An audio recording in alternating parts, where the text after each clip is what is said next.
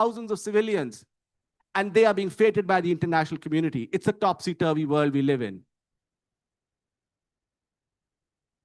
But we are strong. We are strong. When we started the planning for International Civil Society Week, we thought we'd be lucky we had 400 people come to Bangkok. Then we had to move. We had 500 people. Then our indications changed to 600 people. And then my colleague said, no, we actually have to accommodate 800 people. And now it seems we have nearly 1,000 people registered, despite all the funding cuts, despite all the attacks on civil society, despite all the ways they are trying to prevent us from convening, from coming together, from raising our voices. But I do want to take a moment, as Telda has already mentioned, to recognize those who can't be here. Our comrades who were assassinated just because they spoke truth to power, just because they uncovered corruption in high places, just because they uncovered some very serious human rights violations that would send some powerful people to prison. Many of our network members, many of members of the Civicus Alliance are not here because they are facing criminal charges. Some of them are in prison, unjustly imprisoned for who they are and what they do. We have a case of Khurram Parvez, which is a testament to this. We also have Nargis Mohammadi's case, and every day we will be profiling our colleagues, our comrades, who continue to be unjustly imprisoned. For what? For seeking a better world? For seeking equality? And then there are those who can't be here, who wanted to be here, but they've been subjected to travel bans. And others who have not been able to come here because of discriminatory visa regulations. We recognize you. We feel your pain.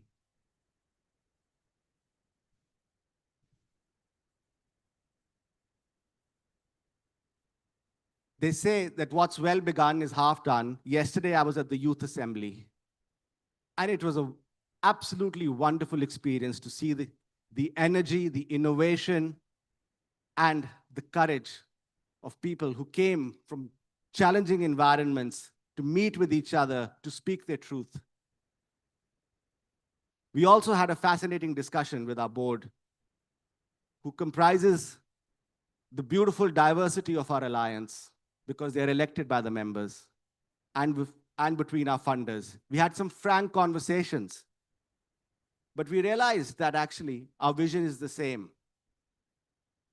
And they raised a few questions. In fact, I thought I was supposed to make the closing speech there, and I took some notes, and it didn't really happen. The agenda changed at the last minute. But those notes were really helpful to me, because I want to share some of the questions that were raised there. There are 5 questions, actually, which I thought are most helpful. One is, have we truly grasped the extent of the challenges that we are facing? And are our responses geared to what's out there? Are we still expecting anti-rights forces to act in accordance with our values, to act in accordance with the rules of the game?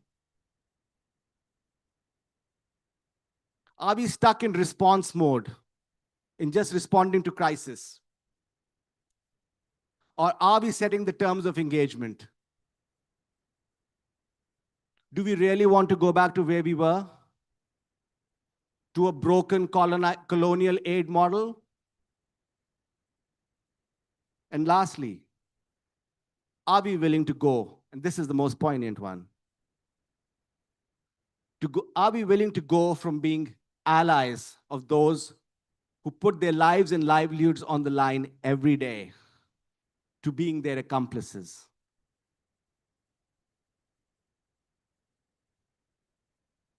And Meta is right there. Meta, thank you for saying that. Our vice. Meta, for those who don't know us, Meta is longtime Civicus member and currently our vice chair. But most importantly, together we can make a difference. And gatherings like this are so important, because they help us realize that we are not alone, and together we can overcome, and we will overcome. Thank you very much for this opportunity to meet with me. What if the world stopped turning? Everything would remain suspended in time, static, silent. What would you do? Fortunately, citizen action has kept the world turning. Decades have passed since a group of dreamers proposed a name and a common space for this collective force. It was called Civicus. By planting a seed of hope, we helped shape a concept that today unites us around the world. Civil society. We believe that when we act for a greater good, we move more than our own world. We may even make the sun rise for others. Citizen action depends on each one of us stepping up. When united, we resonate like an orchestra. Civicus has worked to unite citizens' voices and amplify their collective power. We bring together activists and organizations from every continent who dream of a different world and act to make it real. In the last century, there have been moments when the world was at risk of stopping, but waves of citizen action soon emerged to propose new democratic models, more humane, more inclusive. Annabelle Cruz says, "The early 1990s was a unique moment globally. The fall of the Berlin Wall in 1989 and the return to democracy of many countries made it clear that civil society needed a stronger, more coordinated global voice. Civicus emerged as a response to this need." Amy Taylor says, "The ability to experiment, take risks, and adapt is something most organizations don't have the scope to do, and it has been one of Civicus' biggest strengths." Today, we are the largest civil society alliance in the world. More than 17,000 activists and organizations work together in order to strengthen civic freedoms. We explore challenges and find solutions to advance our rights to speak up, come together, and protest. We collectively build knowledge, campaigns, resources, and networks for a better world. Wherever you are, whatever you do, we want you to remember and harness the power you have to make a difference. Today, we celebrate our united voices and dreams to keep the focus on justice and equality. It all began in 1995 with the first World Assembly in Mexico City. Annabelle Cruz recalls it vividly. Bringing together over 500 people from across the world was an ambitious and groundbreaking effort. This event set the tone for Civicus as a convening platform. In 2002, inspired by Nelson Mandela's resistance against apartheid, we relocated to Johannesburg. In the words of Kumi Naidoo, "Civicus needs to be where the majority of the world's population lives, in the global south." Over time, we developed programs and research to better understand civic space and strengthen our collective intelligence. We have also protected activists who defend our rights in challenging contexts. We are here to stand and defend civil society when it's under threat. Today's world presents challenges and opportunities for civic rights, to which we've responded with innovation. Since 1998, pioneering initiatives like the Civil Society Index have given the world new and ever-evolving ways to understand and measure people power. Through them, we've enabled emerging activists at the beginning of their paths, offering insights and network connections to amplify their power. Over time, we realized that young activists weren't just future leaders. They were already leading movements in climate justice, sexual rights, and digital activism. But the fact that they didn't see themselves in traditional civil society spaces has taught us how important it is to adapt to the digital era. Seeing the worldwide connections and the progress we've achieved through persistence is what inspires us to believe a better world is possible. When facing today's challenges, we know that coming together to build people power is our best answer. As authoritarianism rises, we have to keep defending civic space. Nicholas Marshall once said, "Our mission remains as critical as ever, to champion people-powered change and protect civic freedoms worldwide." We invite you to stand with us in creating a better world. Now is always our time. Let's act today, inspired by the courage of historic change, and shape our collective future. We are needed. Let's come together in one voice. Let's keep the world turning. Join Civicus. Civicus.org.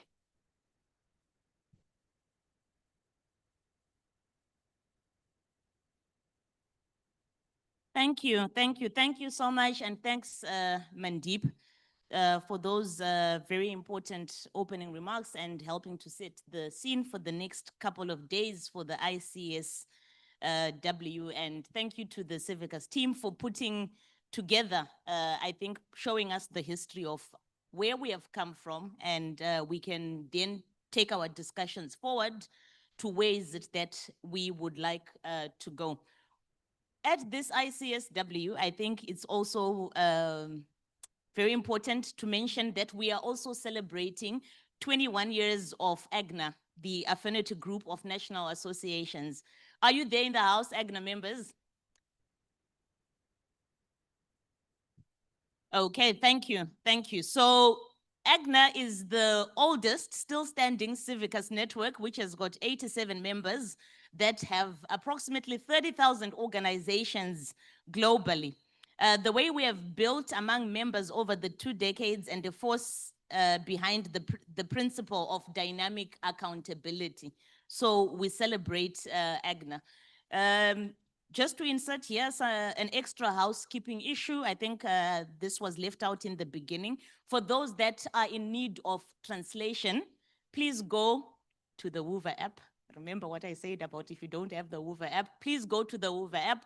On the app, there is a link for translation. And an announcement has also been put out there on Woover. You should receive it, I think, through your registered email as well. Please go there and you will find translation available in the language that you prefer and understand better. So please, translation is available on a Zoom link, but the link is through Woover. So please try and access that there. And if you can't access it, you can see me at the tea break and I can try and point it out for you. So we continue making history because our collective history is not complete without you. At Civicus, we have created this interactive timeline that you can access through the QR code that will come up on your screen. I invite you to explore it by scanning the code. Click through the years, you'll be able to relive the moments that have shaped our collective movement. And most importantly, you can add your own Civicus moment. A campaign that you joined, a meeting that you went to, a cause that you have helped to amplify. Whatever memory you carry, it belongs in our shared history. So please try and participate through that QR code. And at various intervals, the QR code will be displayed on the same screen for you there. Amandla! No, no, no, no. Where are the South African colleagues in the house? Amandla! Amandla! Awethu! Okay. So its power belongs to the people. Power belongs to us, to the people. It's nice we're here today looking nice like this, but we are street people. We are the protesters. So if I bring a slogan, don't act as if I'm doing something unusual or something that you don't know. This is who we are, right? Okay. So I think I've also said this Amandla slogan because the next message is a recorded message from Kumi Naidoo that most of you know. Kumi is a South African social and environmental justice activist. He's president now of the Fossil Fuel Non-Proliferation Treaty Initiative, and he's also a former Civicus Secretary General. So we'll listen to the message from Kumi. Thank you. Sawadi Krab, dear friends, sisters, brothers, and friends at Civicus World Alliance for Citizen Participation. In the moment of history that we find ourselves in, pessimism is a luxury we simply cannot afford. And the pessimism that justifiably emerges from our analysis, our lived experiences, and our observations can, must, and should be responded to by the optimism of our thought, our action, our creativity, our courage, and our sense of humanity. I so wish I could be with you in Bangkok for this International Civil Society Week. Instead, I'm joining you from Salvador, Brazil, where we're holding the second Global Artivism convening, bringing artists and activists together to reimagine how courage and creativity can drive justice. When Civicus was founded more than 30 years ago, it was out of a simple but powerful belief that ordinary people acting together could hold power accountable and shape a fairer world. Put differently, that ordinary people can do extraordinary things in the service of justice, peace, sustainability, and fairness. Today, that belief is being tested like never before. We face converging crises, climate breakdown, deepening inequality, rising authoritarianism, and much more. But also, we are seeing extraordinary resistance, from youth climate strikers in Africa to defenders of democracy and human rights in Asia and Latin America. The spirit of citizen action is alive and well and unstoppable. That is why Civicus World Alliance for Citizen Participation still matters today. It is our global home for solidarity, a place where we remind the world that climate justice is human rights, that human rights is economic rights, that economic rights is social justice, and that all our struggles are linked together, and that fundamentally our liberation, irrespective of the issue that we are fighting on a day-to-day basis, are all bound together. So as you gather this week, take time to reconnect, to dream boldly, to rebuild our strength for what is surely going to be the long struggles ahead. And when you leave Bangkok, remember this: solidarity is the most powerful renewable energy we have.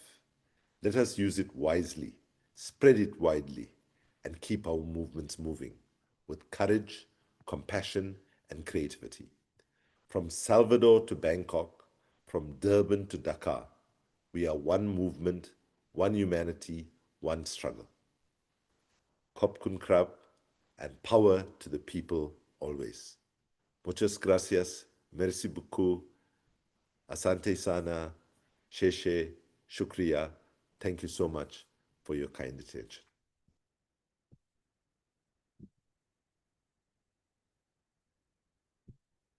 Thank you so much. Thank you so much, Tukumi. This is much appreciated. We now move on to the main panel of the day, which is one only for today. And this panel is going to trace, I think we've discussed already about how civil society has evolved over the years in response to multiple crises. They are going to examine the variety of challenges successfully faced by civil society and explore effective adaptations, innovations, and alliance building, as well as evolving advocacy tactics. The panelists will analyze what makes the current moment unique, how information warfare has shaped and changed advocacy fundamentals, and what new support mechanisms today's threatened civil society requires, concluding with key insights to guide this week's discussions. So this panel, I think, has got a very, very important job. But as important as the panel's job is, and as almost unworthy as I am to call upon the panel, I would like to issue a friendly warning to the panel about timekeeping. When they come to really stick to the time, I know the issues are wide, require deep conversation. If you see me standing up, it means I'm going to cut off the electricity from the microphones. So I really encourage you. And I am glad that I am not your moderator for this panel. I think you are glad too that I am not your moderator. So it's my pleasure to invite the moderator for this session, who will also then introduce the panelists that she will be talking to. Sonia Kwame is our moderator today. Sonia is the head of campaigning and organizing for 350.org and also a Civicus board member. She is a sister from Ghana. So let us welcome Sonia and thank you.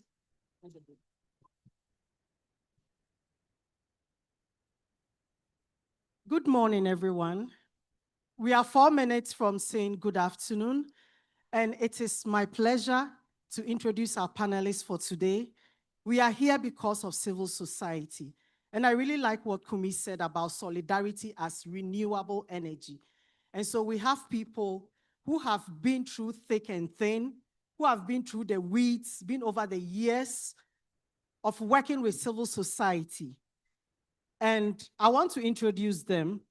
First of all, we have Miklos Marshall, who is the founding executive director of Civicus. That was from 1994 to 98. He was there from the very beginning. And he's also what we call, he describes as a civil society veteran. So Miklos, please come up. Let's give him a hand, please.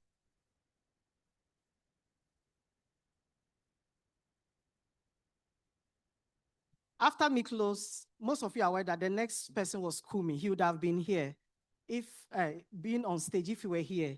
The next person I admire so much from a distance is Ingrid Srina, who is also currently the founding director of the Center for Social Impact and Philanthropy at the Ashoka University in India. She's also a former Civicus Secretary General. That was from 2008 to 2012, through a time that was very unique, what we call the Arab Spring. Ingrid, please come up. Please give her a hand.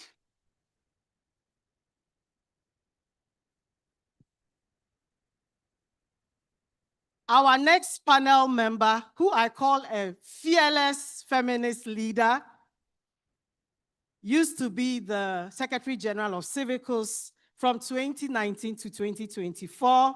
She's currently the Executive Director of the Atlantic Institute in Oxford. Lisa John, let's give her a hand.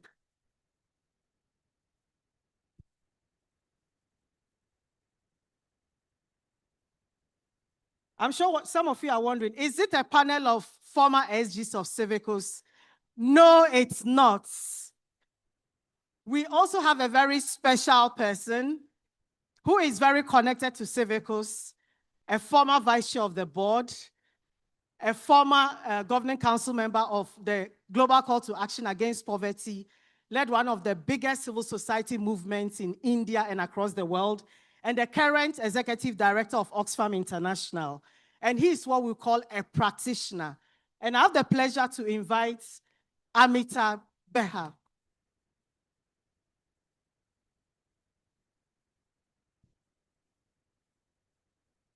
So ladies and gentlemen, and everybody here, we have our panel, and we are keeping to the time as we've been warned.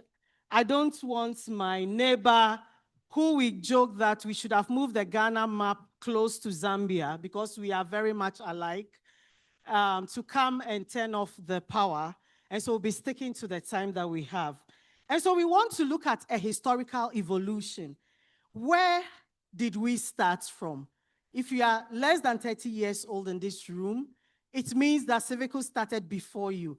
But the wonderful thing is that you were born and you lived to experience Civicus, and you are going to help shape the future. And so we have Miklos. You were here from the very moment in the 90s where we started, and after the Cold War ended. What were the main challenges facing civil society at that time? And what organizational dilemmas did you have to grapple with those years?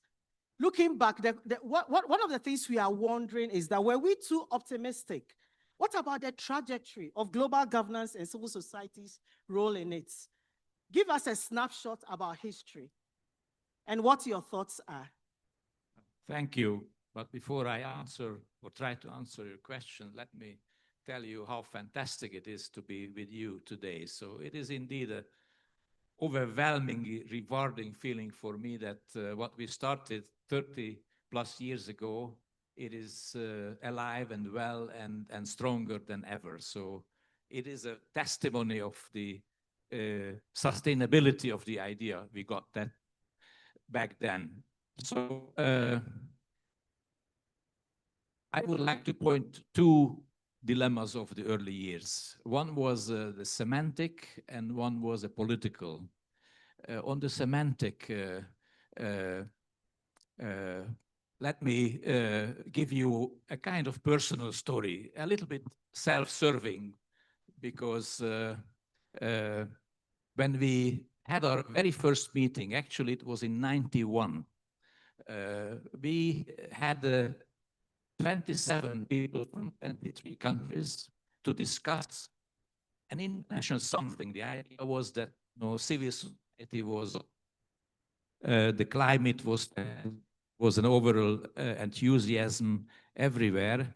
So many civil society leaders from the north, from the south, from the east and west thought that there was a need for an international something that could promote the rise of civil society. Of course, we were people of fantastic diversity. As I said, 23 countries were represented in that very first group, and we had long discussions about democracy, pluralism, volunteerism, civil society, and so on and so on, and it was almost hopeless. We had days of discussions, and we did not come to any agreement about what the common might be.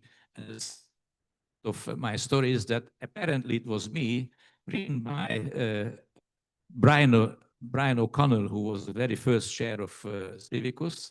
It is in his book, so it is not my story. The long discussion, I said, okay, won't be able to agree on all the terms, but what I see emerging is that we can agree that efficient societies exist in direct proportion of their degree of citizen participation and influence. And that's how the common and how the basic idea behind Civicus would maybe play the role that 3 years later or 2 years later, no, 3 years later in 94, I became the first CEO of Civicus. So semantic matters. And the other issue is political. We had, since we were established as a network, we didn't charismatic leader as many other NGOs had. So we were, from the very beginning, a coalition. So we had all the problems a coalition might have, discussions about direction, strategy, priorities. One of the discussions we had, whether we should focus on the infrastructure of civil society or more on political issues, whether we should be a big tent of everyone or an avant-garde of civil society activities. And I guess that's my understanding that these debates are gone. So it was the Civicus was that it was all equal.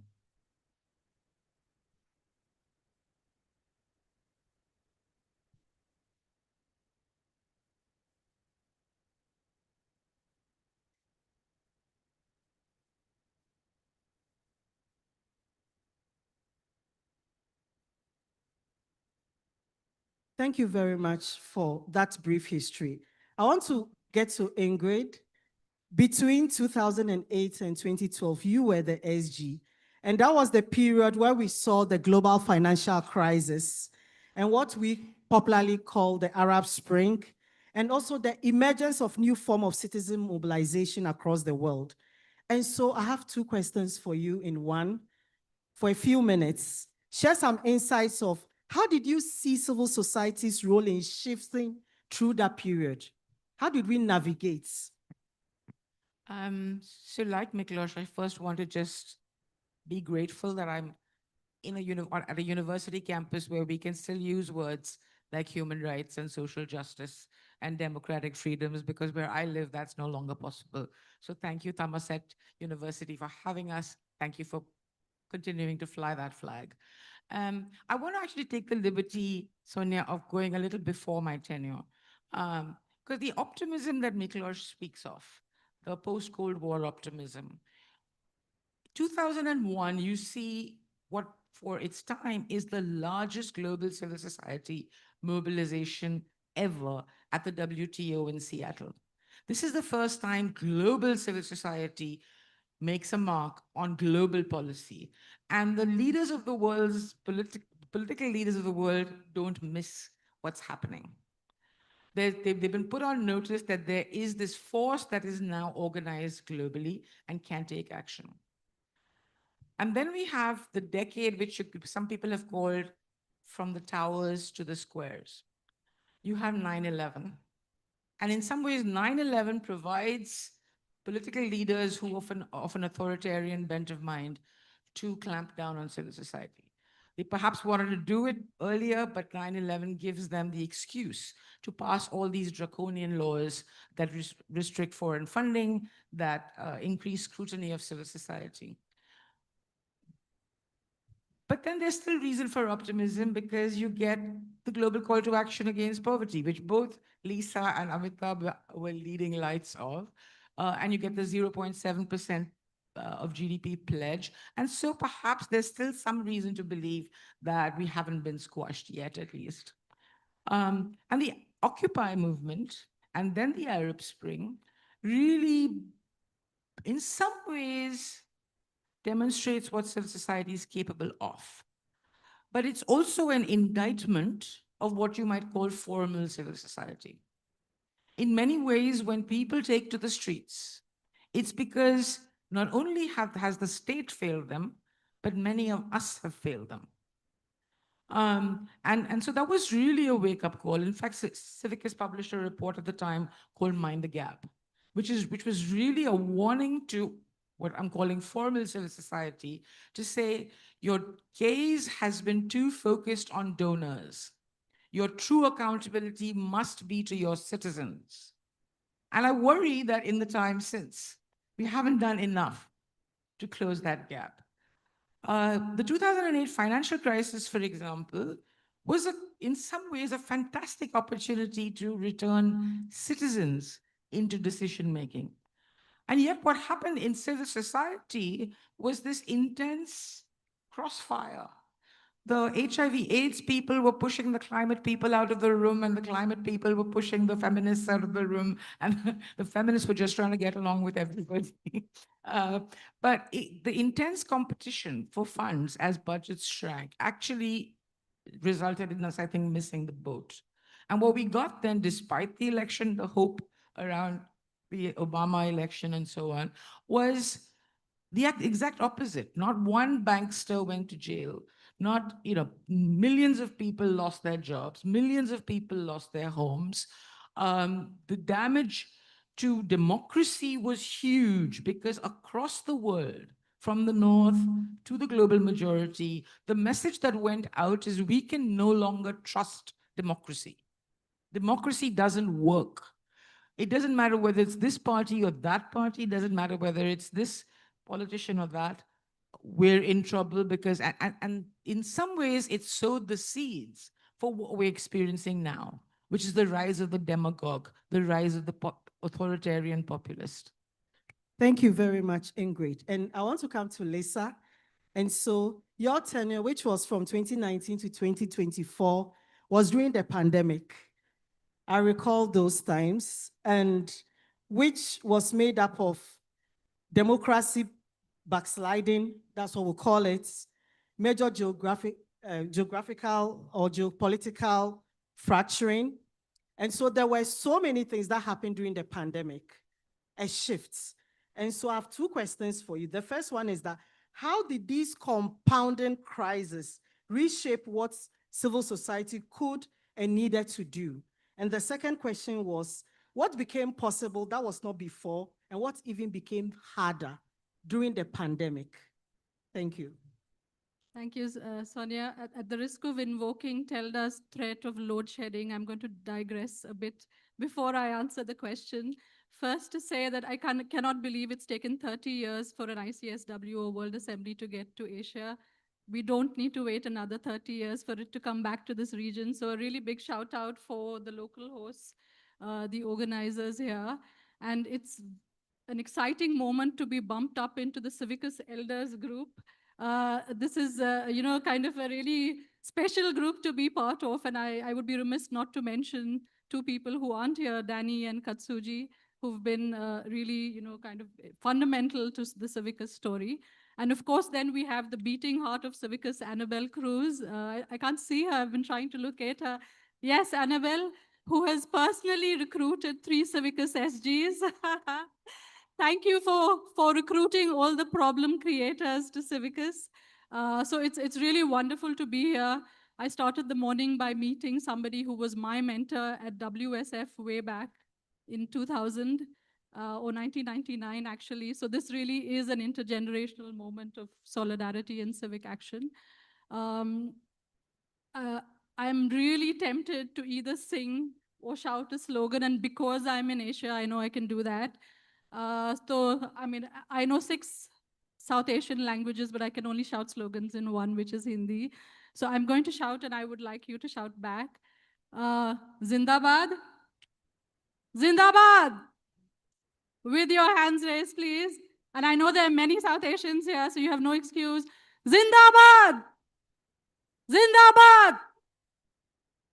And I'll end with a song, and hopefully that will have a lot more energy. But to very quickly answer before I get that 1-minute warning, I think there were 2 really remarkable things in my time at Civicus. One was the pandemic, which was unprecedented, but it was also the 75th anniversary of the UN. And therefore, I think the 3 key themes in that time were really the just global interdependence, a feeling, a sense and an experience of vulnerability across countries, no matter how rich or poor you were. The real kind of relevance of internationalism of our multilateral organizations. And I think the value of individual freedoms. I think it's very telling that at that time, surveys were showing that people were as afraid of losing their individual freedoms as they were of contracting COVID. And the 2, I think, key tensions were really the emergency measures, which I can see David Code here. He's spoken volumes about this, and I think Mariana is somewhere in the audience as well. But just the kind of disproportionate emergency measures, but also I think the direct action and the urgency of that direct action, and that's what has kept us going. Thank you so much, Lisa. We are coming to Amitabh. So from your vantage point as the Executive Director of Oxfam International, through the various crises that we've experienced, what adaptations and innovations in alliance building have proven effective? And I want to add a second question, which is that when civil society is under pressure from multiple directions across the world, what makes coalitions work rather than just being nice ideas? So you have 2-in-1 questions from your vantage point as a practitioner. Thank you, Sonia. And let me remind everybody that I am not a proxy for Kumi. Yeah, probably he should have been here with all this.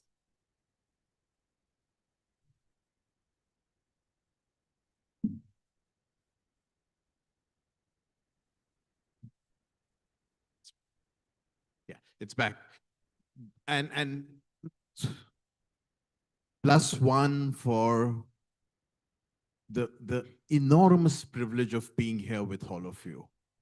This is a tough moment for the world, particularly for civil society.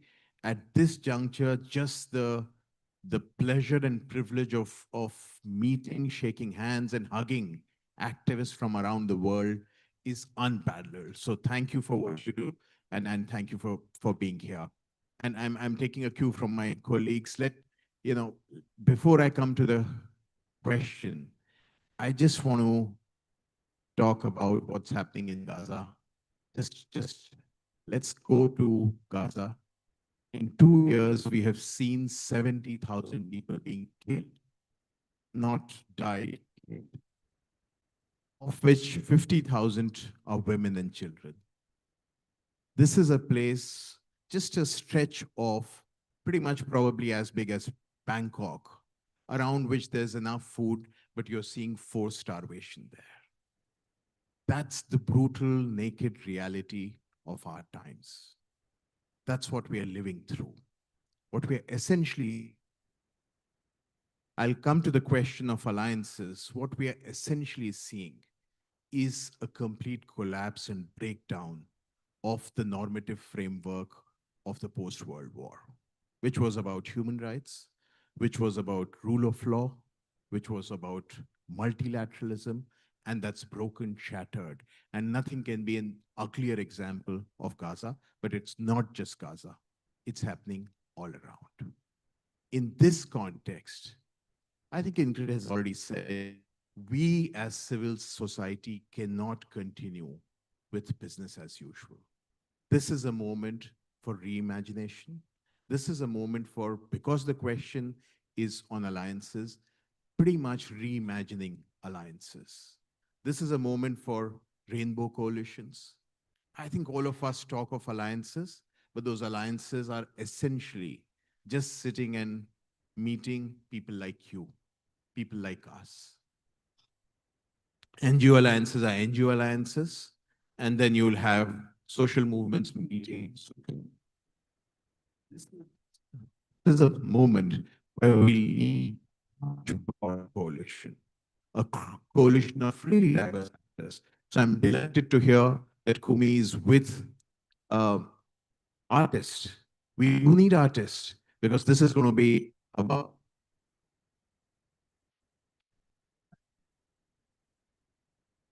Sorry? It is part of the global campaign. Yes, yes. So it has to be a much, much broader coalition of artists, of trade unions, of NGOs, of social movements, but most importantly, activists and young people. As in at this moment, what I would say, Sonia, is that we need to really be humble and learn from what's happening on the streets in Jakarta. As in, we're in this region, so let me just say Jakarta, Dhaka, Kathmandu, Colombo. I live in Nairobi, so Nairobi, and also the sea, the flotilla. That's where the real energy is. And how do you build a much broader coalition is really going to be the central piece. A conversation without talking to very diverse set of actors will not be able to achieve the change and the justice that we are looking for. Thank you, Amitabh. I want us to look at the issue of narrative. And you all know that if we are not able to cut through the noise, that will really be bad. I saw a post which was a civil society organization reimagining an advert that is very popular, and it was full of proposal language. And it didn't make sense to me. And so what it means is that we need to cut through the noise. And so I want Ingrid and Lisa to speak to this. For both of you to reflect on how communication and advocacy strategies evolved during your respective periods within Civicus. So Ingrid, during your time, you navigated the rise of social media and new forms of mobilization. We used to call it a new media because it was very different. And Lisa, you dealt with some sophistication and around disinformation. It was quite sophisticated at that time. Campaigns and information warfare. And so we'd love to hear your insights about how do we cut through the noise in the midst of some of these challenges. What was your experiences and where do we take it from there? Thank you. So I can't say that Civicus had a very good social media game during my time. We were, I think, like most of civil society, late adopters of technology in every form. What we did become much better at was using the internet for outreach and for organizing. So in terms of being able to organize, for example, a civil society watch platform that Mandeep will remember well, that was primarily an online community just because of the nature of the work, from which then came the State of Civil Society report, from which came the Civil Society Monitor. So being able to organize communities online, I think, was something that we became really good at. But it was still, and I'm going to keep harping on this point, Amitabh just made it, it was still very much within a certain bubble, within the bubble of people like us, rather than with the movements, rather than with other sectors. I was actually at the Resource Alliance International Fundraising Congress 2 weeks ago, where we had this most amazing speaker called Loretta Ross. Loretta has been a gender and human rights activist all her life. And she said something I'm going to read it to you because it echoes what Amitabh just said. It says, people opposed to human rights, opposed to ending poverty, addressing racism, or accepting women's rights to control their bodies, think they're fighting the human rights movement. But I believe they're wrong. They're fighting truth, history, and evidence. Most importantly, they're fighting time. These existential forces are beyond their power to command. With truth, history, evidence, and time on our side, we hold the winning hand, despite our fears of powerlessness and failure. You'll excuse her language because if I use my language, it would be even stronger. Our opponents are simply pimples on the ass of time. But my biggest fear, and this is really the question I want to leave here, my biggest fear is that despite our winning hand, we could be defeated, at least in our lifetimes, because we can't stop calling one another out. We have to get over this hubris, this quest for ideological purity, this ability to hold something against somebody for something they said 20 years ago, for using the wrong phrase. We really have to transcend the many divides that Amitabh talked about. I want to talk about one in particular he didn't mention, which is the bridge between secular and faith-inspired civil society. I think we've done a really, really bad job of reaching out across that divide. And that's something that we can and should be doing, which doesn't answer your question, but that's what I have to say. To just quickly talk to just the challenges we faced in the time where the disinformation economy really came into the fore. I think it was the first time, the first moment in history where you were profiting from the spread of disinformation, which made it much more of a massive kind of problem than it was in the past. Many of the reports that Civicus put out, including the Civicus, Monitor, kind of annual readouts and the State of Civil Society reports constantly brought us back to the fact that it's now no longer just about the message, it's about the infrastructure through which narrative gets created. And the corporatization or the just the takeover of that infrastructure is at a scale that we've never seen before.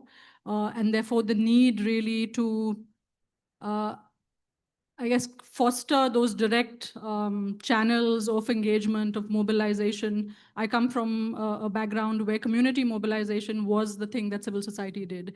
Now you're in organizations where the term community organizer doesn't really mean anything unless you're a digital organizer.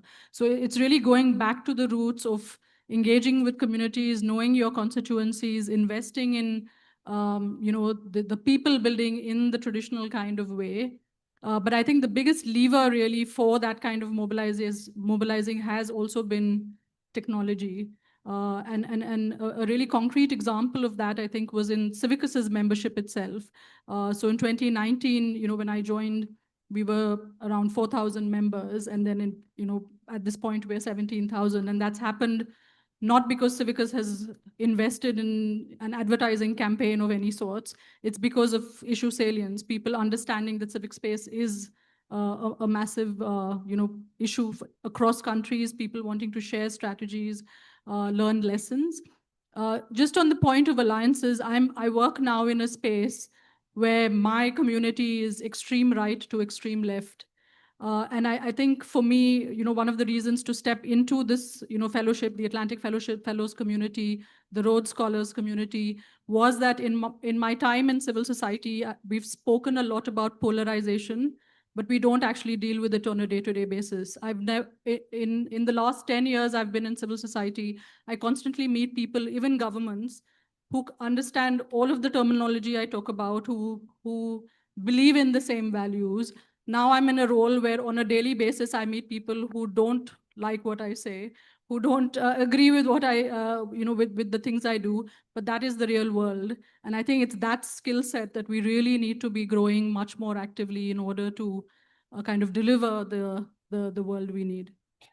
Thank you very much, Lisa. And so let's come to Miklos. So from your vantage points, where you observe civil society across 3 decades plus, because this is just with civicals, that's 3 decades. If you want to look at even before so many decades, and across multiple periods of crisis, what patterns do you see? And for Amitabh, building on that, what lessons have proven most transferable across the different contexts and crises in the work that you've done across the years? And which one tends to be more context specific than we thought? And so just some insights from where both of you sit will really help.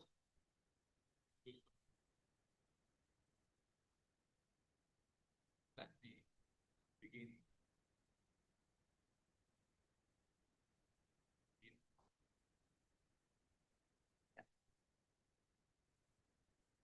These microphones. Let me begin. Thank you, Sonia, for the questions. Let me begin by saying that the circumstances, the environment has dramatically changed in our work, and especially in recent years. So I just repeat my colleagues that this system, what we call global governance, is collapsing in front of our eyes. And I'm in a minority here. I'm a Hungarian Catholic, so I can say that the Holy Trinity of the global governance is collapsing. The norms and standards are not anymore accepted. The institutions that are supposed to enforce and implement those norms and standards are not respected. And the third one, the civil society, which is to hold these institutions and governments to account, is under threat. So we are in a complete new environment now. But I also agree that pessimism is a luxury here. So if there is any sector that was successful because of its adaptation ability, that is civil society. So I think we can transform our way of working more on a movement mindset. I read it in a Civicus publication, so I very much agree with that. A second point I would like to make is that perhaps we should focus less on identity and more on social and economic issues. We should step out of our own echo chamber. And for me, civil society has always been a cross-identity sector. We all have multiple identities, which was said before also. So that's an important way of work for the future. Locality is the best antidote to what we see as growing populism. Then also the narratives. I would like to quote this famous Korean-German philosopher who says that instead of story selling, we need to focus back to storytelling. So instead of abundance of information, we should share more knowledge and experience. And last but not least, I would like to echo what Kumi said about solidarity. I read it somewhere, I don't remember who wrote this, but it is about if you are, every one of us has grievances. If you have a grievance about yourself, that is populism. If you have grievance about someone else, that leads you to solidarity. So that would be my take today. Solidarity, solidarity, and new alliances with institutions, movements we have not been so actively working with before. Amitabh. So, Sonia, you asked about what are the learnings that transform from one context to another. But before I get into that, let me just say that what is the context that we are in? And is it learning from each other? I would actually go one step further. It is getting homogenized. And what is that context? The context is where now in Latin America, literally two people have more wealth than 50% of the LAC population. In Africa, Sonia, it's not better. It's just 4 people who have more wealth than 50%. In Asia, we have just released our Asia Inequality Report. 10% have more wealth than 3/4 of the Asian population. What you're seeing is enormous consolidation of wealth, essentially at the top 1%, which is also leading to consolidation of power. And that is really, we have started saying that we are moving from the billionaire supremacy to real arrival of oligarchies. When you see Trump and Musk sitting together in an office, it could not be an uglier and probably a better example of what oligarchies are. So that's really the context. Let's recognize it, that there's an economic system which is pretty much destroying all that we have talked of. And therefore, what really is similar? I think that, Sonia, the responses are similar. People are rising up in anger, and that's happening across. I think that's really something that we need to understand. But what I think that sometimes we do not recognize the resilience of people and people's quest for a just world. It's enormous. A poor person who's excluded, marginalized, and exploited on a daily basis is still showing up the next day to not only make a living, to try and build a better future. And that's the energy I think we need to work with. And that's pretty much across one continent to another. So I do feel that there are massive lessons, but the lessons, I would say, one of the big lessons I want to take back is that let's recognize the power that we are talking of this neoliberal economic system is consolidating. And we'll also need to find new ways of building the resistance, not just locally, but it needs to be locally to globally connected. But that answer, I think it has to be fundamentally different. It is going to be a bottom-up building of power. Thank you, Amitabh. Lisa, you just spoke briefly about your new role in Atlantic Institute and the difference. And I want you to just give us some further insights into that. So what is particularly different? Just a little deep dive on that. And what are your perspectives about that? Thank you for that question. I'm going to actually use this poster here as an example of some of the, I think, inspirations I'm getting from my new environment, which is a semi-academic, semi-civil society, business, lots of other sectors thrown in together. There are 6 logos on this poster, and one of them is Thai Health. Owen, my colleague, and I were at Thai Health all of yesterday. Lots of Atlantic Fellows are part of Thai Health and partners of Thai Health.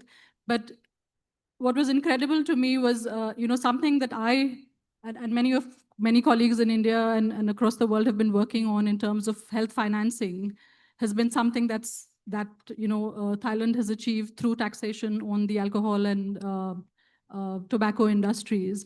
And I think what really resonates for me, and this is something that, in my years in Civicus, I talked a lot about, is that we've got really good at defining the problem and really bad at focusing on the areas where we're actually winning. So when I would represent Civicus in several forums, I could say speak for hours about everything in the world that wasn't right, and rightly so, because there lots of things were falling apart. But it was very difficult to kind of even speak for half an hour about the things that we're actually doing and the ways in which we're succeeding. And like every South African knows, you can't talk about struggling without talking about where you're winning, right? And I think that's the balance we need to strike. And that's where I guess the fellowship sector is really useful, because no matter how small the change is, there's a real culture of owning that shift, but also being very evidence-based and long-term driven in terms of the change you want to see. And I think, again, Asia is the region where you have very large-scale initiatives for change, but these didn't happen overnight. They were projects that took 30, 40 years to develop. And I think that's the kind of vision that we really need to kind of recapture and invest in to change the rhetoric of what good looks like.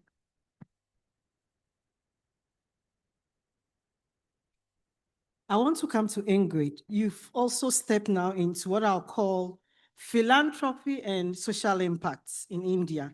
And what new capacities and approaches do we need to develop? And what are some of the gaps? And what some words of wisdom for us from where you sit? So we have the benefit, you want to call it that, of now entering our second decade of the kind of crackdown on civil society that is new in some other countries. And I think a couple of things that you can almost learn what you need to do by figuring out what we didn't do so well.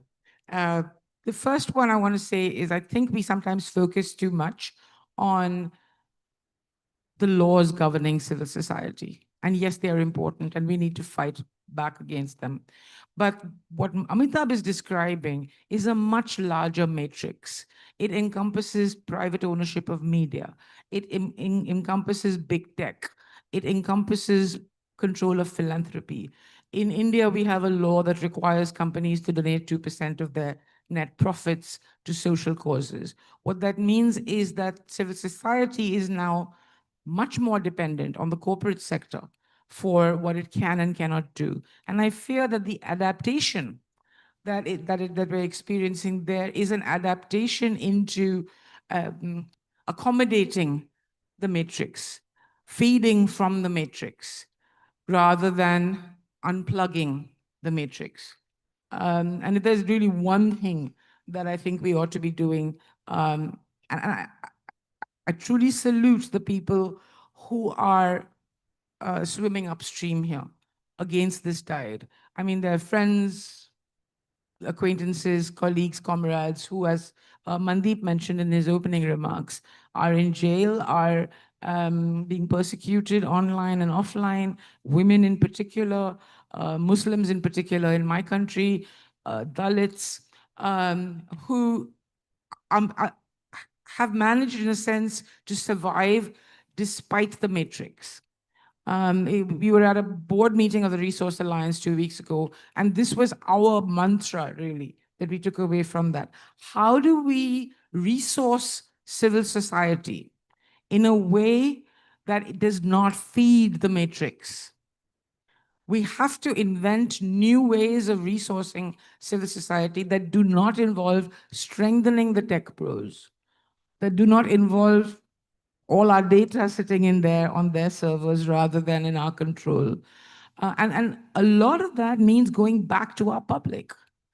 I mean, the only way we're going to have an independent civil society, I mean, all of the organizations in India, or most of them anyway, that are managing to swim upstream, that are managing to cope with the crackdown, are those who depend on their public for their sustenance. Anyone who was dependent on foreign funding, government funding, or private philanthropy is either being shut down or being terribly constrained. So there is an adaptation called for, but I worry that we may be adapting in the wrong direction. Thank you very much. We've all traveled far and near. We have people online, and we have the rest of the week to have conversations. And so before we leave, I want each of you to share some insights, one key insight, a question, something to provoke us and to reflect on as we go into deliberations, conversations during the week, one key thing that we should be taking away from each of you, starting with Nicholas, Ingrid, Amitabh, and Lisa. The one thing I would like to say is that in Europe and in the Western world, I'm from Europe, the problem is that we lost the middle class or the lower middle class. And the task of us is to gain them back. They have grievances, and that's why populists have so much an appeal for them, because populism offers vengeance. And we need to offer an alternative, which is solidarity. That would be a big task for civil society organizations in my sphere of life in Western Europe. And one last positive note, I'm from Hungary. So we should never give up hope. You know, Hungary has been ruled by Mr. Orban, who is a friend of Trump. One of the most authoritarian government rules Hungary. And this spring, he banned the pride in Hungary, first time. And as a response, it was legally banned, it was prohibited. As a response, we had the biggest ever mass rally supporting pride with 300,000 people in Budapest. So that is a response.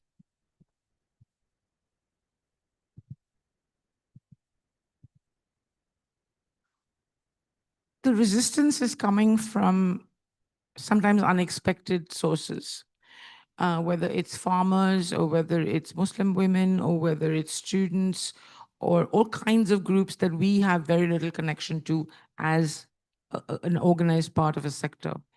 I think if I have one message, it's either find out what they need from you and support them or get out of the way.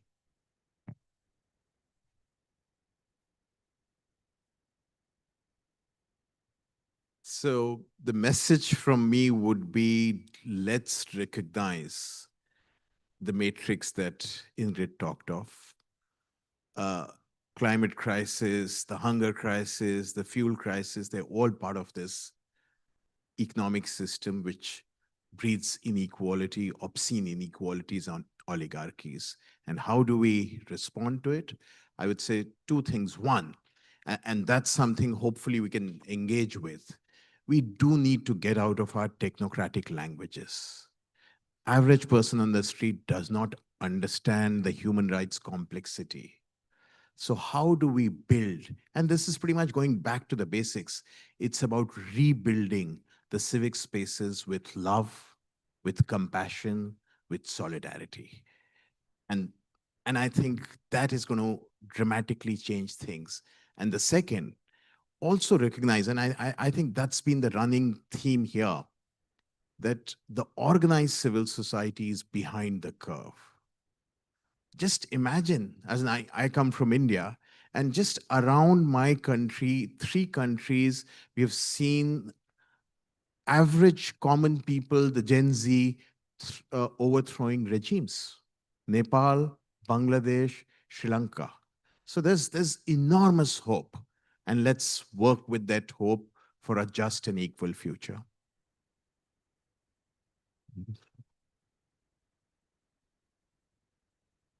Well, my main message is we need to sing more. Hopefully that time will come soon.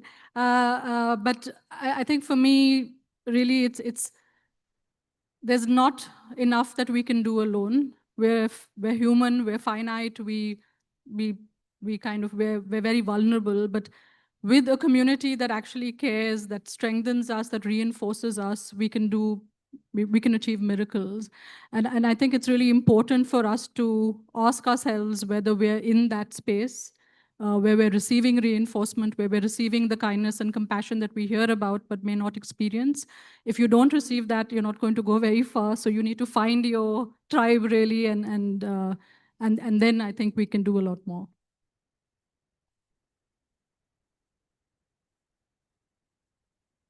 Thank you so much. Someone once said that one of the things about history is that people never learn from history. And we don't want to be like that. So we started from a historical perspective. We have 3 SGs here, Kumi joining remotely. We have who I'll call a friend and a part of Civicus, a very experienced civil society person who is also a practitioner, sharing insights. And one of the key things that kept coming up was solidarity, fact that we should never give hope, and that the fact that resistance comes from unassuming sources means that, and Ingrid, I really like that, either find out what they need from us or we get out of the way. I think that is super important. And the other bit is the way we communicate. If we were designing adverts, that would have been a disaster. We should learn from the simple adverts that we hear and communicate like that. Because what I've noticed is that even a 2-year-old child is able to rattle an advert because it sticks. And that is how we should be communicating. And so as we are here for the rest of the week, we want to just wish you well, good deliberations, solidarity more, and all the best in Bangkok. Thank you very much to our wonderful panel. And back to our MC.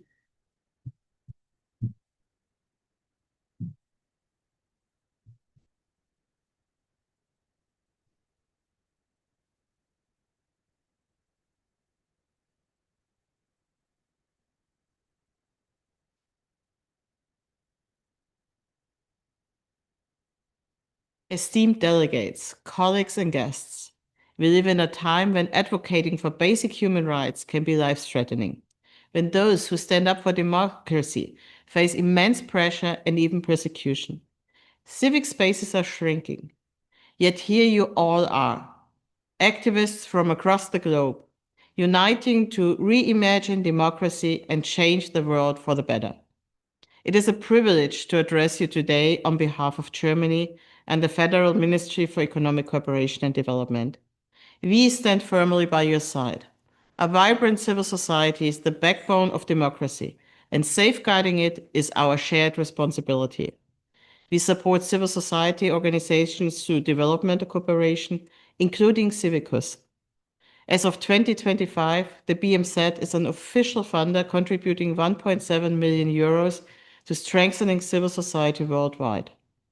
For example, in Afghanistan, where Civicus provided a rapid response grant to a women-led human rights group facing threats and forced office closure. Thanks to the grant, the group was able to relocate its staff to a safer location, secure communications, and continue their work. I'm sure that you will share more encouraging stories during this conference that prove democratic civil society is alive and strong. Together, we can build alliances to defend and expand civic spaces.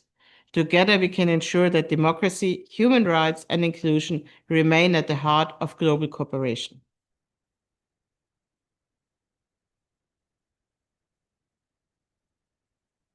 Okay, thank you. Thank you so much to the panel, and I think various points were raised there. Please just stay with me, just 2 more items, and then we will break off for the lunch. So, hello, colleagues. All righty.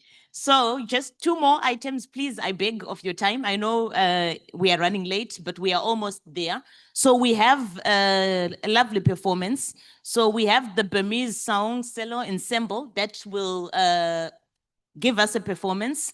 The ensemble features 2 remarkable musicians, one from Myanmar and one from Latvia, who blend the timeless beauty of the Myanmar harp with the deep resonance of the cello. Together, they create a musical dialogue that transcends borders, a meeting of traditions, emotions, and artistry. Their performance celebrates cultural harmony, weaving Eastern elegance and Western strength into a single captivating sound. Each melody tells a story of friendship, unity, and the power of music to connect hearts across the world. So I would like to invite the performance, and please ask that we limit movement in the room just out of respect and experiencing the beauty of this music. Thank you. Hello. We would like to play Myanmar traditional sound. It means about speak about beautiful heart, make beautiful heart, and wishing good luck and successful and love each other. And each melody carry the message of unity, compassion, and peace. Please enjoy.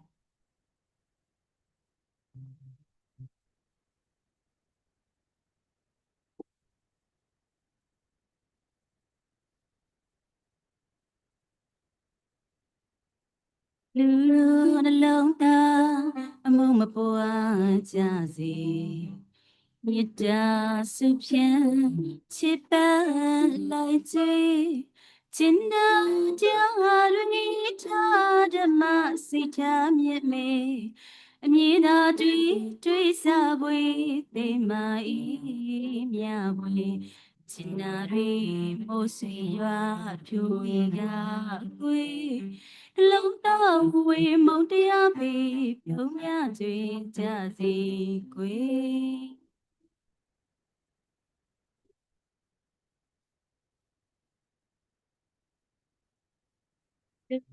နှလုံးသားအမုံမပွားကြစေမေတ္တာစုဖြင့်ချစ်ပန်းလိုက်ခြင်းကျင်နာတရားရိထားဓမ္မစိတ်ထားမြတ်မေအမြင်သာတွေ့စားပွေသိမာဤမြပွေจิตนาတွေမိုးဆွေရပြူဝေကပွေ လုံးတော်ဝေမုံတရားပေပြုံးကြွေကြစီကွေ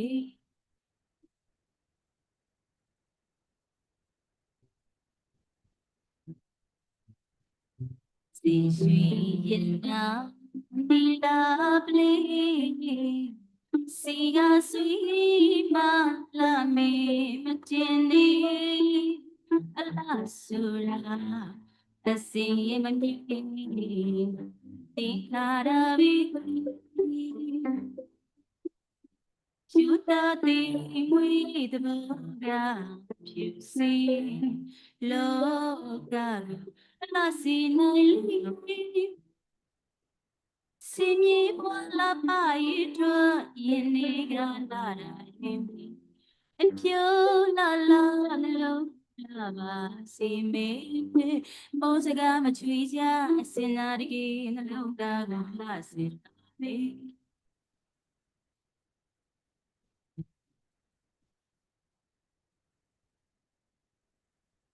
စီရွှေရင်နာဒီလာပလေးစီကဆွေမလာမေမတင်နေအလားဆူရာအစီမပြေတိခါရာဘီဝေ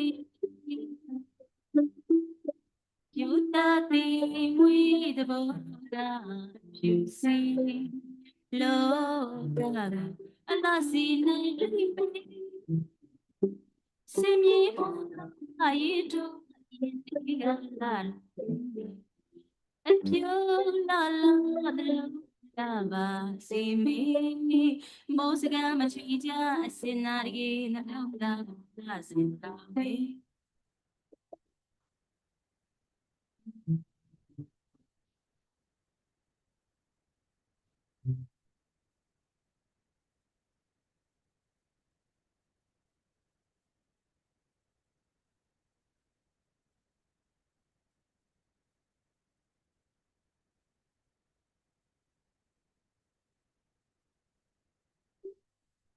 Thank you so much.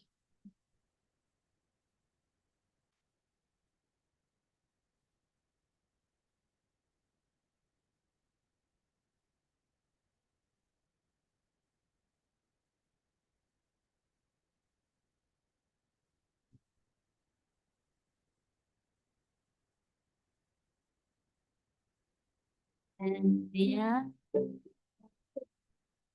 she to me manada dwari dwajara.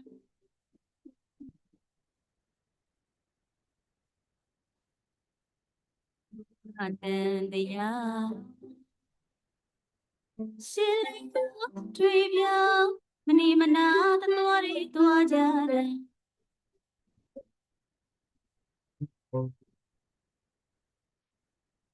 Even I, can see they all see they all do salad to koala.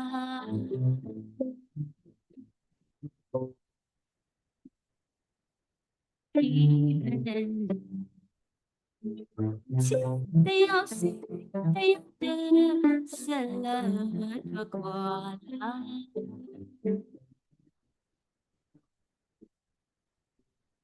Lohaye, wadaye, ohaye.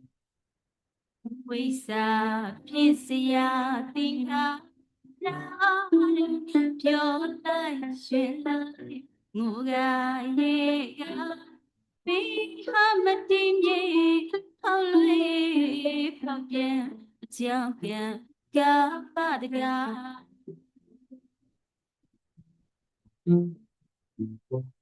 lo ba ye lo da ye lo ha ye away sa pisia tinga na pure life shela muga ye ga bi hamatin ye hao lui phao pian chiao pian ga ba de ga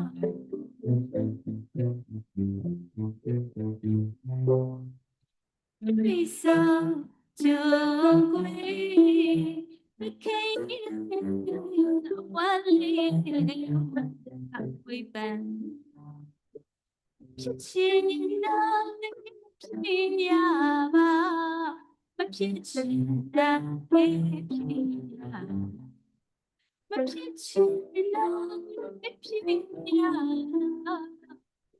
trên đã quê nhà Don't see the boy free, don't can you hear shout it? Ah, ira, ira, ira, but what in the air?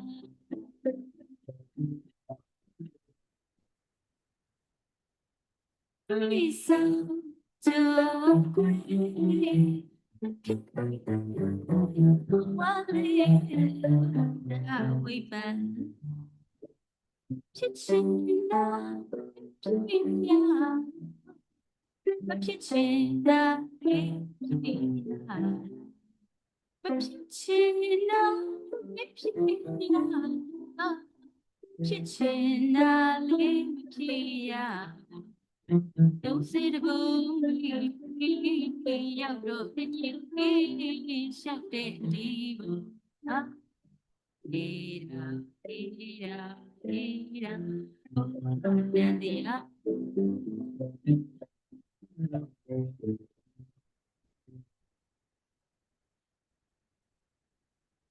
Thank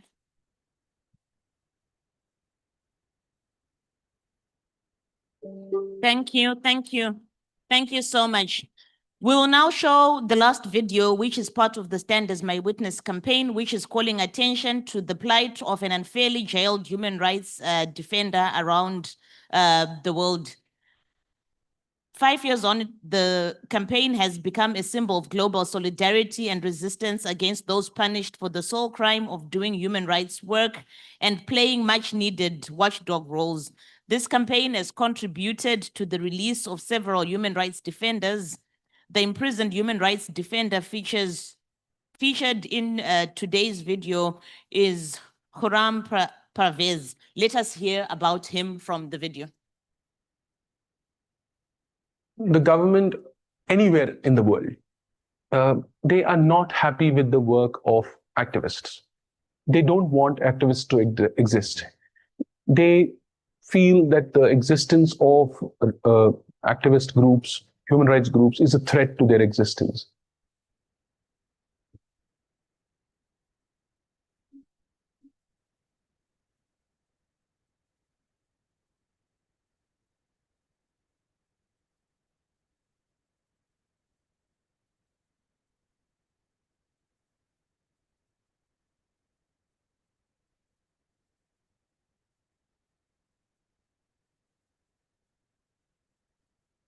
decided not to keep quiet. And I think many Kashmiris wanted not to keep quiet. And we raised our voices. And that is the price which I had to pay. I was conscious of the consequences of speaking truth. And what I suffered 2.5 months was something which I did not think that it's unexpected.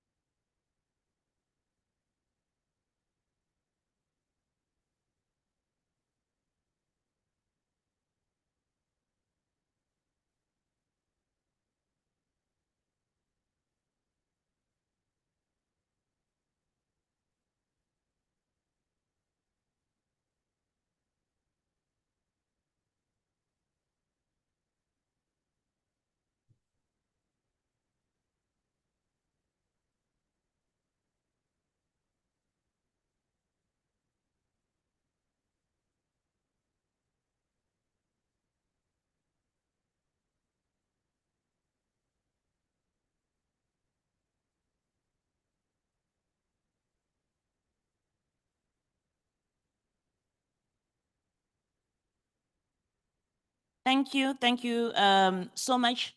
I'm not sure if there's still someone who is coming to speak on behalf of Krumman, just for 1 minute, please. Thank you. Thank you. Good afternoon, everyone.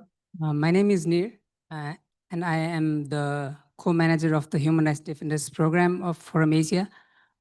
I'm going to share what Khurram Parvez means to us and some of the ways we can provide solidarity to him, his family, and many other human rights defenders who have been incarcerated for their human rights work.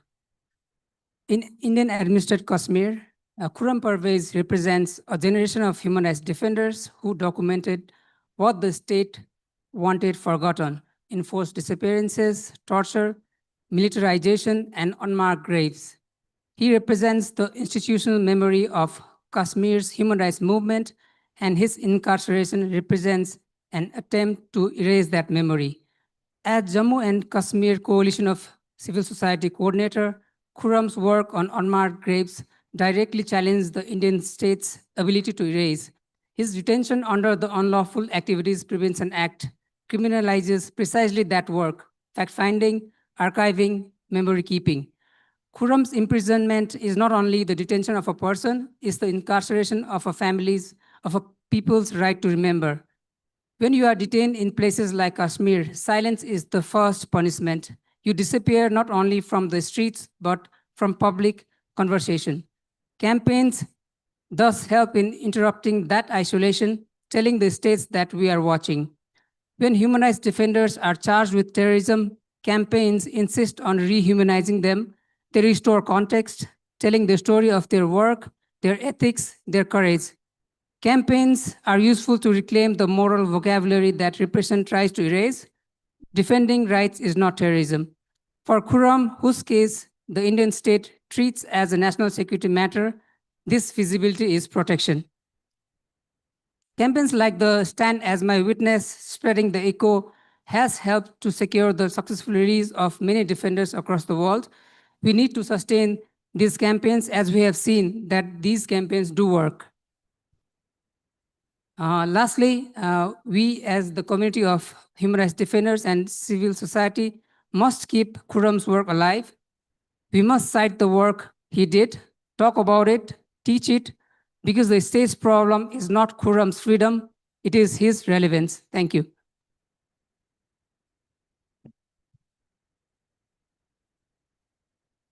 Thank you so much. Thank you for bringing attention to this case. And I ask you all to please express your solidarity in the various ways that have been availed to us. So we will now break for lunch. And I think it will be possible to also take your lunch to some of the sessions that are going to be happening. Please check your Over app for some of those sessions and select which ones you would like to go to.